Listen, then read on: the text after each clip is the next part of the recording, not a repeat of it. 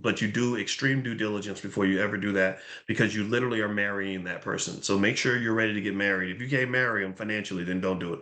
All right. What else?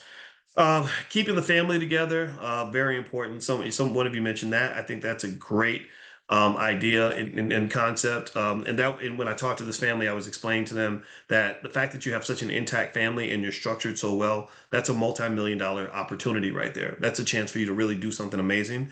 And keeping the family together and learning conflict resolution skills, I'll connect those two things. So because they're definitely connected. I knew of a family that got together and they did a bunch of bad investing together. So they all got together and did one of those Ponzi schemes. They called them blessing looms. And these blessing loom Ponzi schemes, what it did basically was it was those emails like if you put in 5,000 and you bring two people and those two people bring two people, then we'll all have $50,000 or something crazy like that. And then at some point, one of her cousins said, if I don't get my $2,000 back, I'm gonna come over to the house and kill everybody. So it went from let's all get together and get wealthy together to cousin reruns gonna come over here and kill everybody. Somebody needs to get his money, right? So ultimately, bringing the family together is important. Conflict resolution skills critical. That allows you, and which really connects to that other point, which is the trauma. It's easier to resolve conflicts with those who have committed to healing from trauma. What I found is that the first step toward healing from trauma is to understand what trauma does, how it works. You can look it up, right? AI will break it all down for you in terms of what trauma does to you, the signs of trauma, what a trauma response looks like, and how to avoid that. So if you're able to avoid or work around the trauma responses or see it when it's coming and find a better response, that goes a long way. I use that all the time because I'm heavily traumatized and I can get angry. I can get real mad. And I said, getting mad is not going to help me achieve my goals. So I try to breathe and you literally use all the things therapists teach you, like breathing,